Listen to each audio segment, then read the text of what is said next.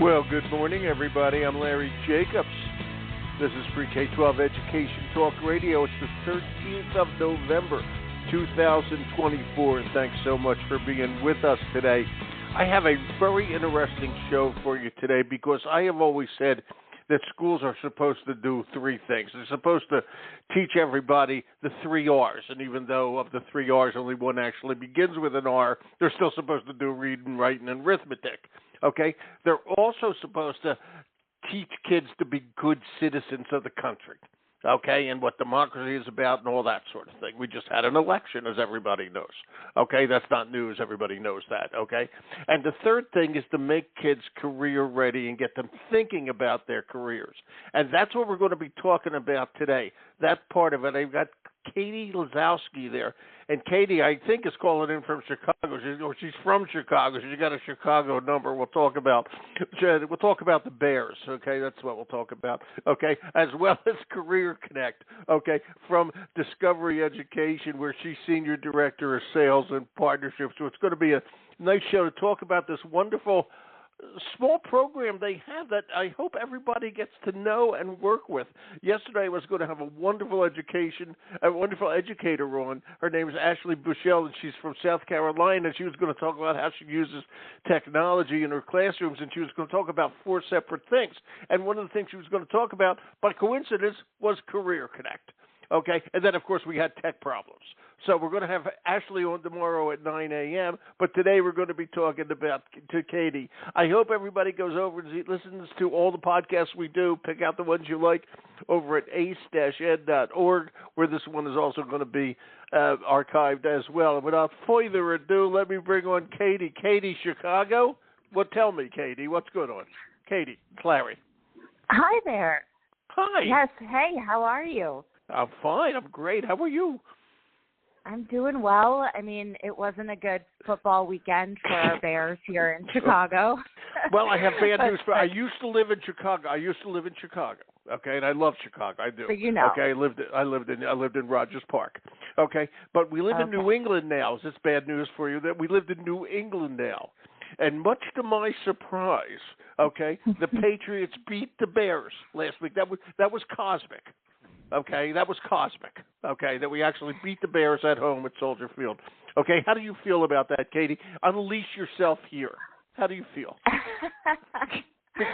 You know, we were I am the mother of a 10-year-old who is an avid football player and watcher, and we had big hopes and big dreams for our new quarterback, and well, you still have them. The poor guy needs some support. He needs a little support out there. You can't be a quarterback without an offensive line. Yep. Okay. Yep. And I'm sorry to do this to everybody listening, but we have to talk about this. It's psychological for Katie. Okay, she has to get over this hump here. Well, and there are education connections. You know, the fantasy football involves a lot of math and statistics. There you go. You know, there you go. Looking for the bright side. We're making real like world connections. Mm-hmm. This is good. So just look on the bright side. The Bears have nowhere to go but up. Okay, you don't get lower than an embarrassing loss at home to the Patriots. So you can't get lower than that. There's no lower. Okay, you can only go up. Okay, so if anyone could find lower, it would be the Chicago Bears. Yeah. But we'll save that for another day. Well, where do you live at? Are you literally in the city, or where are you? I lived in the city for a long time now. I'm out by O'Hare in a suburb called Park Ridge. Yeah. Very good, because we used to live in Deerfield. Okay, so. Okay, not too far. Yeah, so you know it well, and then I have good friends who live in Park Ridge, as a matter of fact. Okay, so there you go. Katie, it's a pleasure to have you here today. And you have the title of Senior Director, Sales and Partnerships. This is what I got as your title. So I want you to tell me what you do every day. Your boss asked me, he said, what does Katie do every day? So tell us, what does that title mean? What do you do? Yeah.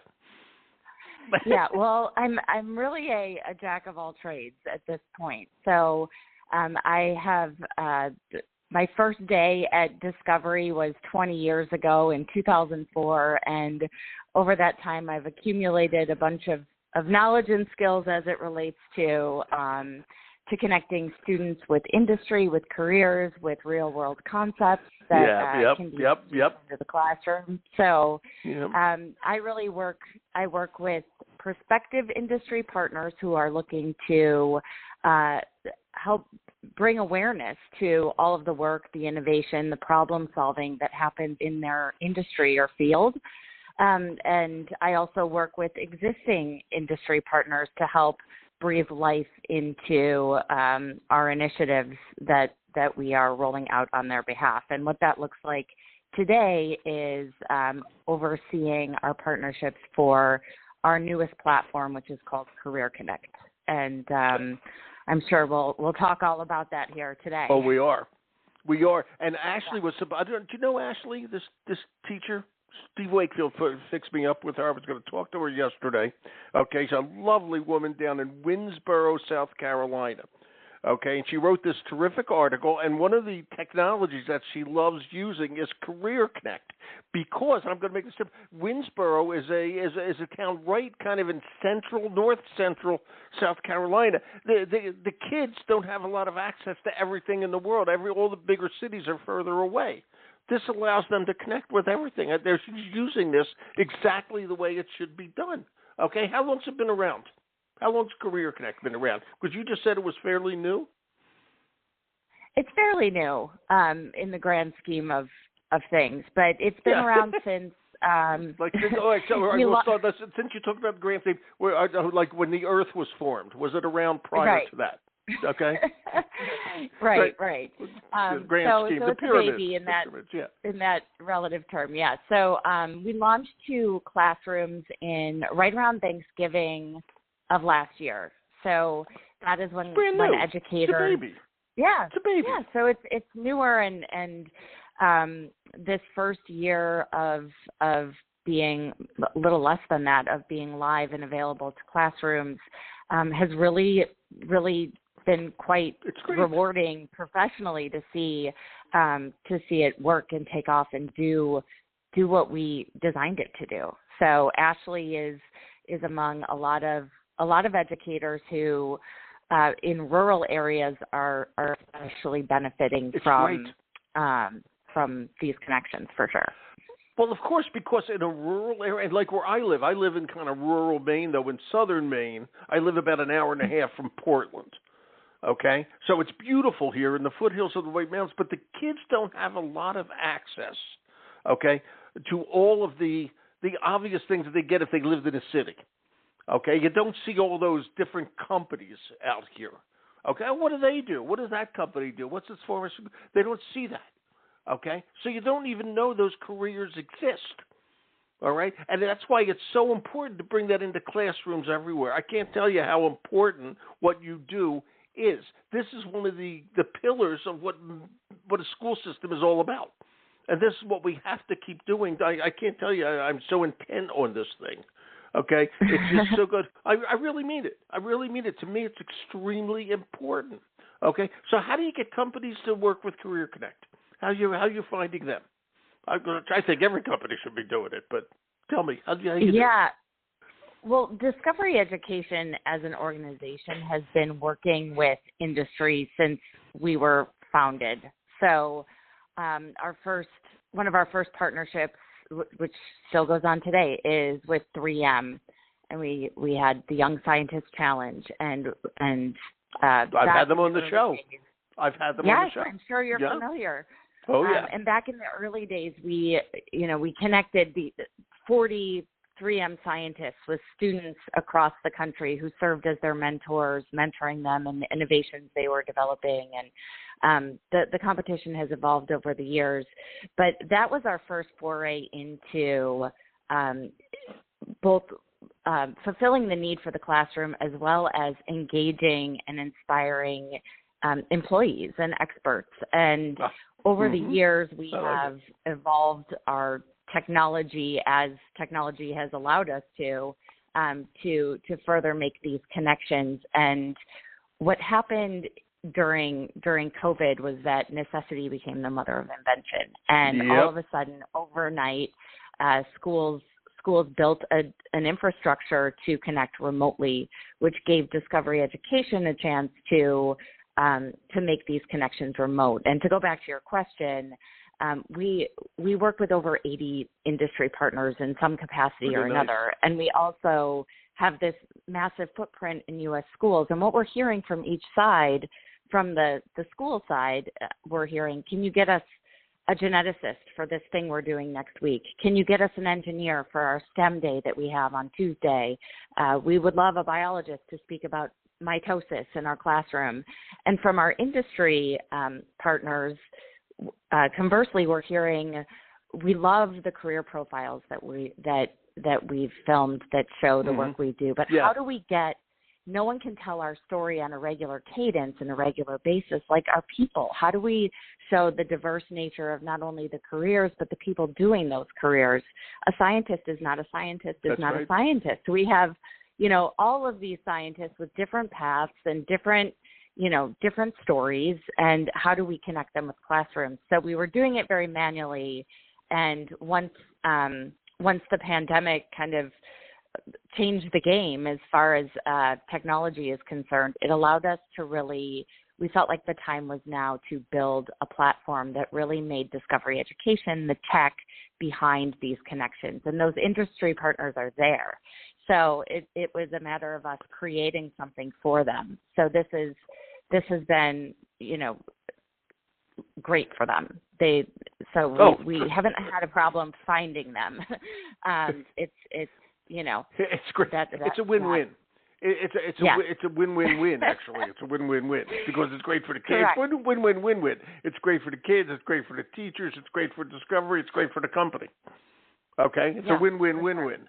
Okay, it really is. It's a nice thing, and I have to take advantage of it. And you mentioned, and this I found interesting. You mentioned biology and that sort of thing a minute ago, engineering, STEM, all that sort of thing, which is incredibly important. I want every kid to recognize that they can make inroads for themselves and build a career. I'm curious.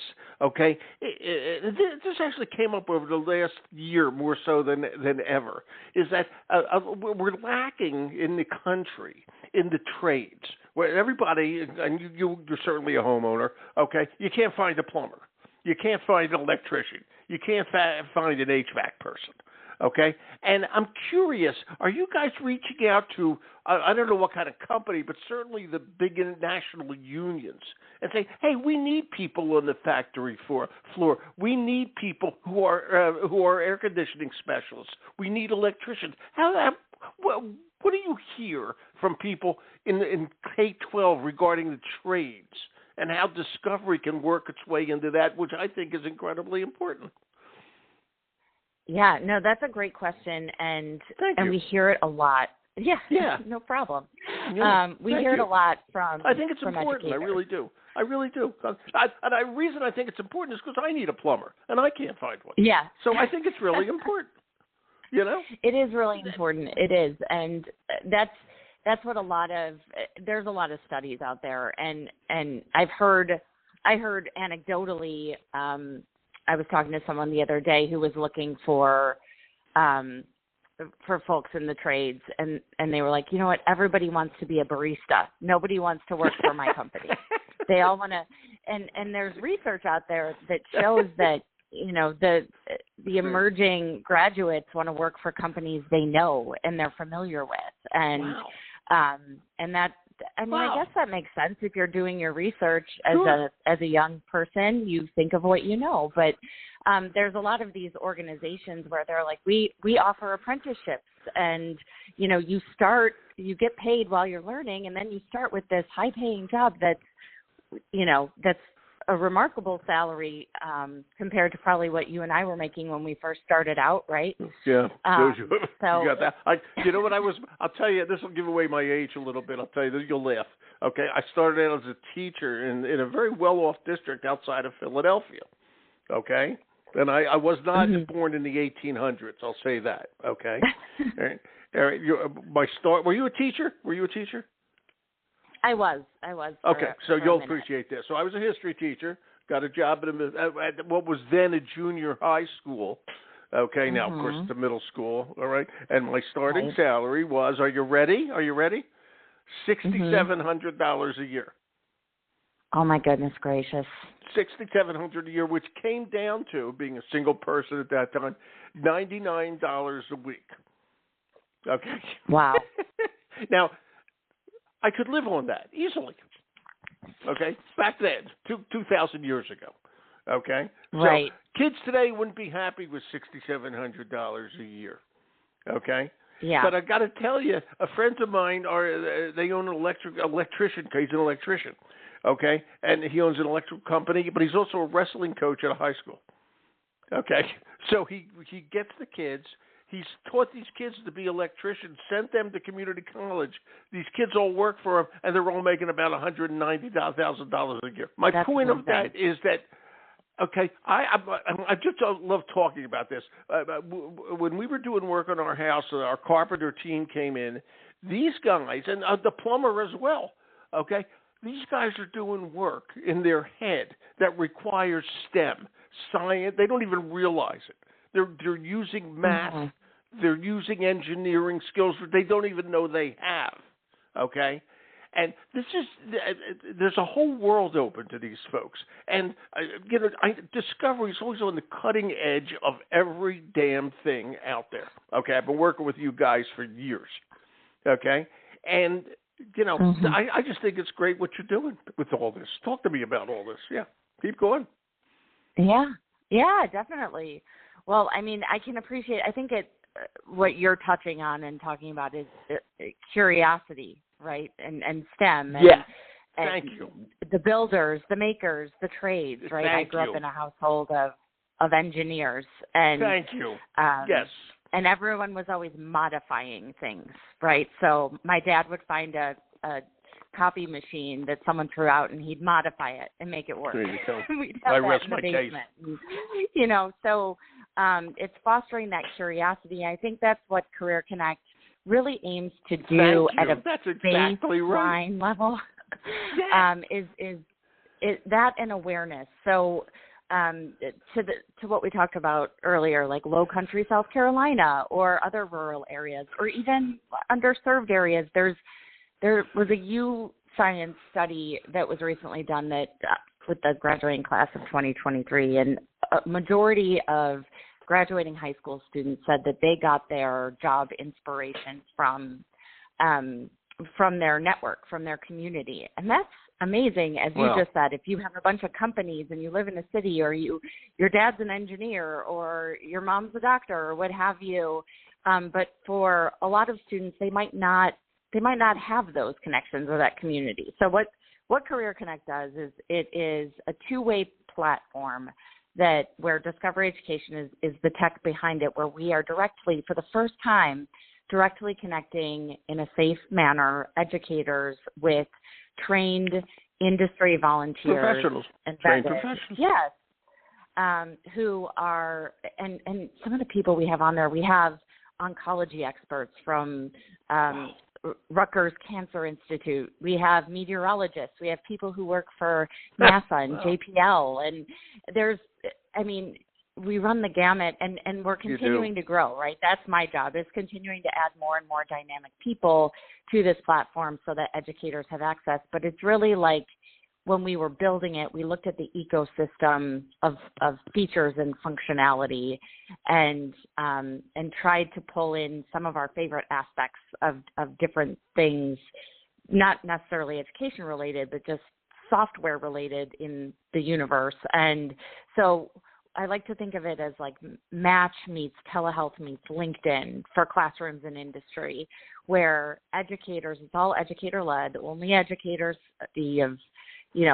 connecting adults with adults. It's led by educators who go online and they look through these expert profiles. They can sort by language, by industry, by expertise. And we currently have Spanish, English, Mandarin, Portuguese, and French on the platform. Saying that. Thank you.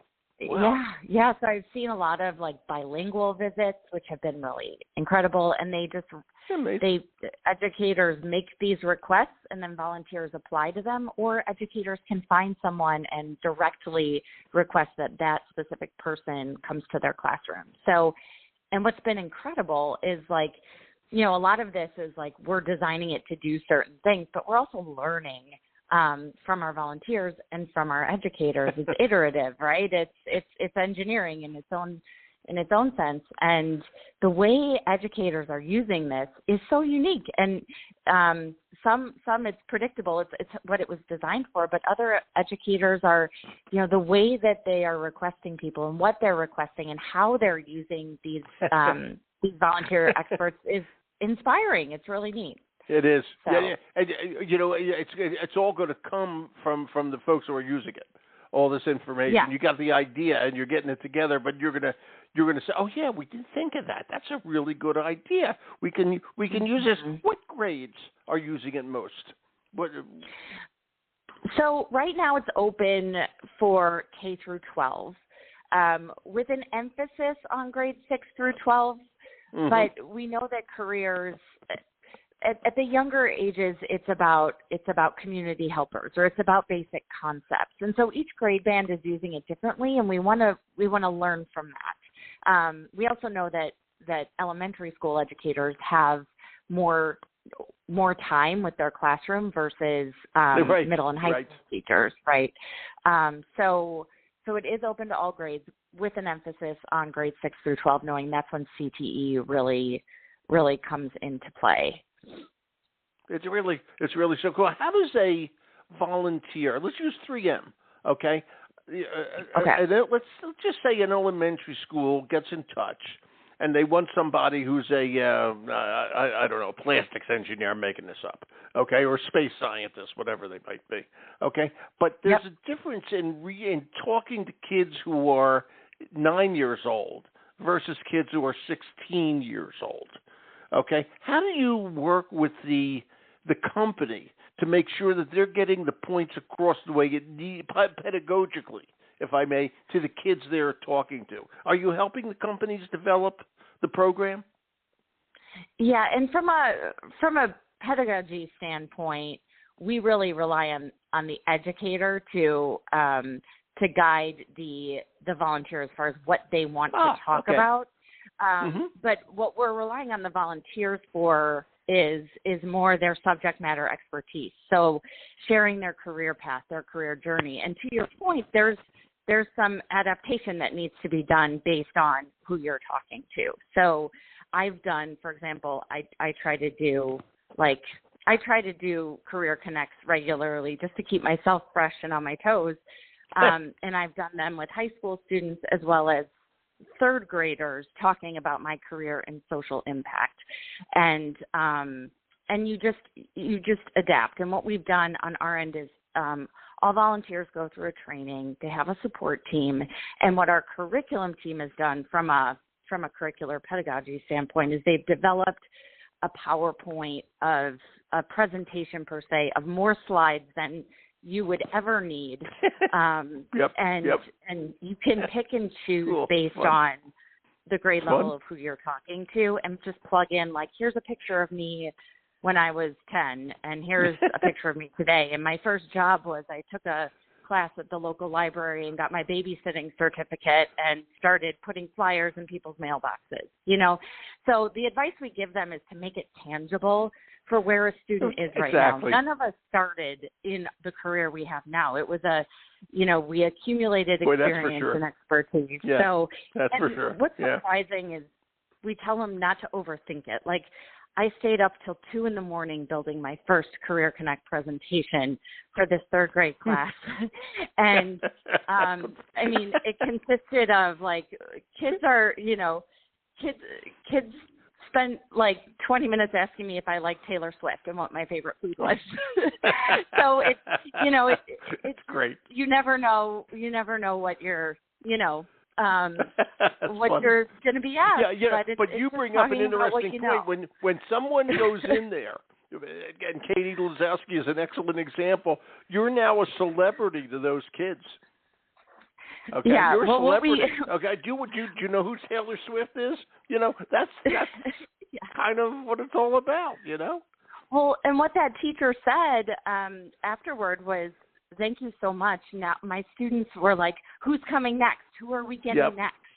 And so, I mean, there's that excitement factor for the students. We have another teacher who every Friday has a special guest that comes and talks based on what that class is learning. So the social studies class hears from a social studies person, and the English class from someone in English, et cetera. The other thing, too, is that we're all very dynamic. Like, I am, what I'm interested in has fueled my career, but some people run marathons outside of work. Some people are avid gardeners. Yeah. So, yeah. So I mean, we've had educators ask for someone to talk about the science of sport, where that might not be their career, but spend every minute outside of 9 to 5 talking about or doing that in their personal life and can speak to it. So I think, people's expertise from a volunteering standpoint can be very dynamic. It's just so much fun. What's your favorite success story? You must have one. I mean, it's really fun, funny.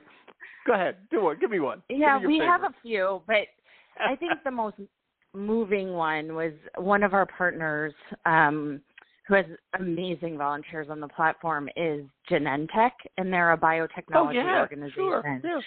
Yeah, out of the Bay Area, South San Francisco. Yep. And I was just going to say they're out west, in California. Yeah. Yeah, they're an incredible organization. We have a partnership with them called Future Lab Plus, and we have Future Lab Plus scientists on the platform. And there was a educator who had a Genentech data scientist come and visit her classroom, and that data scientist was talking about her work with this rare form of cancer and developing treatments for that cancer. And that educator just so happened to have a family member who was affected by that rare form of cancer. And I know. And, this came about, halfway through her presentation and created this moment and sparked a dialogue between those two where the educator got to see the kind of the science and the people behind the work. And that volunteer got to see, she said afterwards, we don't always get to see the people, who are directly affected by our work. So they were both just so thankful for each other. So it was a benefit to the students, but it was also a benefit to the educator. I mean, you were a teacher, I was a teacher. It can be a very isolating profession. So to be able to reach out into the world and grab someone to help contribute to what you're teaching that day, and it can change your life. You never know. You do never know. I mean, it's just so important. How does a teacher get in touch with Career Connect? And I assume, can any teacher do this? I assume. Yeah, how does it work? Yeah. So there's two ways. So any teacher who currently uses Discovery Education can go to the Discovery Education website, and there is a Career Connect page where they can join automatically. And then for any other teacher, they can join the wait list, and we've been bringing them on regularly. So we're striking a balance, right, with educators in classrooms where we don't want a million of one and a few of the other. So we're slowly growing, and it's available to any Discovery Education teacher at no charge, and or it's available to all teachers at no cost. It really is. What you're saying makes absolute sense. Okay, and it does. It does. Okay, we take care of our own people first. Okay, but it's open to everybody. Okay, there's nothing wrong with that. Okay, because you're providing a service. Okay. To professionals from professionals, and there's nothing wrong with that. You don't have to hedge that at all. It's really cool. I think what you're doing is great, and I think it's incredibly important because I'll say what I said at the beginning. Okay, literacy. Okay, democracy. Okay, being a good citizen and creating a mind to move into a career are what schools are all about. That's what they're about. Okay? That's what they have to be. And we can't lose that. And you guys are always helping with that. I appreciate it. Thank you, Katie. This was great. Yes, this was a wonderful conversation. Thank you for your time today. Oh, you're wonderful. And what do you think? What's your prediction good luck with Ashley tomorrow. I'm going to mention this all again. Okay, we're going to have a good luck with the Bears. Remember, they're going to move up in the world. Okay, so I hope so. Yeah, I hope so. Tell your 10-year-old, keep calm. Keep calm. Another 50, 60 years, they'll be back in the Super Bowl. Don't even worry about it. He's learning the pain we all live with here in this city. Football team. We must all learn from. I'd love to break the cycle, but yes. You take Katie. Thank you so much. Okay. Take all care. right. Thank you. Okay. Bye. Bye. Well, I'm sorry to pick on the Bears. You know, with the Patriots this year, we have nobody to gloat. We can't gloat. So when the time comes, we gloat a little bit. Okay? What can I tell you? All right, we're going to archive the show over at ace-ed.org. Everything's linked over here. Thanks for listening, and have a great day.